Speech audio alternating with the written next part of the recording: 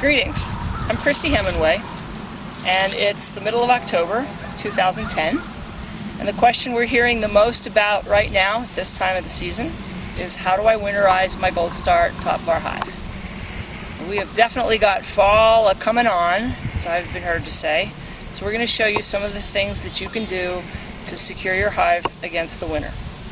Maine gets pretty cold, so that's a big point of contention up here, so let's spend a little time and think about it.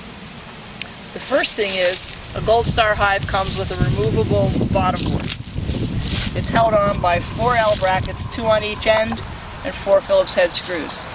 If you've had your bottom board off during the summer, go get it. You want to put it on.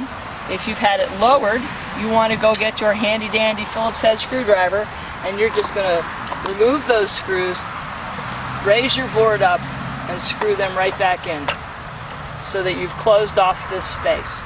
There's been some discussion about whether or not it makes sense to put something soft between there so that when you compress it with the bottom board it seals up tightly. We're not too worried about that. We think that we're cutting down enough of the wind that it's probably not an issue, but you sure could add something like that if you wanted. Don't add something that's going to absorb a bunch of moisture and suck it in underneath your hive. That would be my only precaution. So, you've raised your bottom board. The next thing you're going to want to do is figure out where you put your corks, because you probably haven't used them all summer, and you're going to cork down some entrances. Gold Star Hive's got 3 entrances in the front door. We're going to leave them with 1.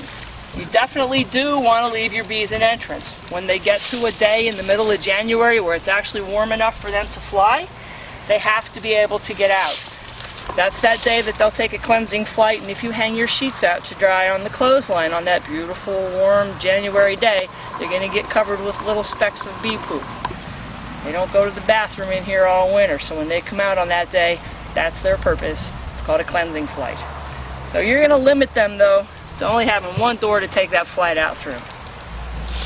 So the next thing we're worried about is, what about insulating the body of the hive? Here's a couple things to know. A Gold Star hive has a little bit of space between the inside of this roof and the ends of your top bars. In other words, I can put my fingers up here and there's just a little gap. It's not a very big gap, but it's enough for air to move inside the roof, and we don't want that. So here's what we're going to do. Take the roof off, set her down over here, and we have been to the store and come back with this. This is a 23-inch wide piece of R13 Pink Panther insulation. R13 is about 3.5 inches thick. That's about all the more room you have, so don't get any R19 or R30. It'll be 6 or 9 inches fat and it won't fit in your roof. So R13, 23 inches wide, is about right for filling the space inside your roof. We've sealed it into a clear plastic trash bag. In this case, it's a 55-gallon drum liner. We've closed it up with some duct tape. It's not sealed up tight because the air has to be able to get out of that bag as you squish it together. So let there be some room for air to escape. Set it inside your roof. And scroosh it up in here.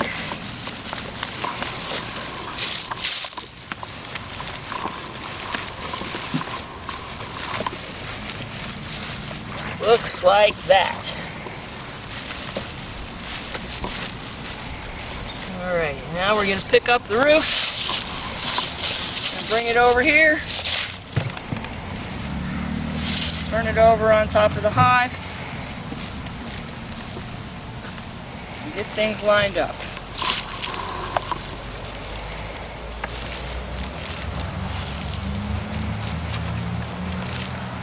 Okay. That end is on. This end is on. The plastic is tucked up around the edges. Okay, and we're just going to push it down. Now at this point, you've got a big poofy piece of insulation inside there that's going to keep your lid lifted up, so you don't want that. So here's what we do about that.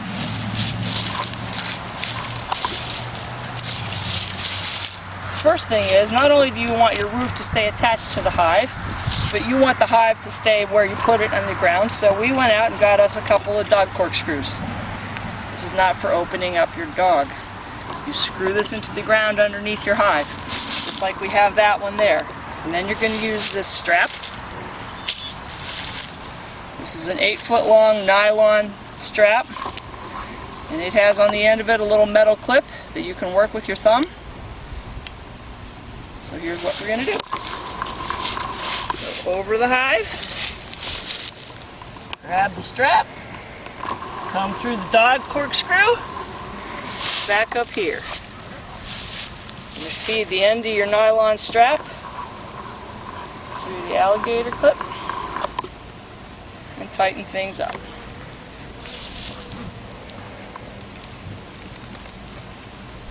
And that's going to help draw that down. Fill that, keep that space full of insulation good and tight. Looking pretty good. You'll find that after a couple of days, the insulation will compress a bit, and you might be back out here tightening this strap again to make sure everything's as nice and secure as you can get it. Now, along about this time when it gets cold, when we say cold, we mean that it's less than 48 degrees during the day, so bees aren't flying anymore at those temperatures. Your only choice as a beekeeper is to have done everything you possibly can to see them through the winter and then sit on your hands until next spring. You can't be going in and messing with your bees when it's below 48 degrees. Not a good idea. So once you've got them secured and you're hopeful for the next spring you're going to still see this same hive of bees, we want you to know that we're with you on that, and we wish you all the luck and all the love. We'll see you next spring. Thanks for listening.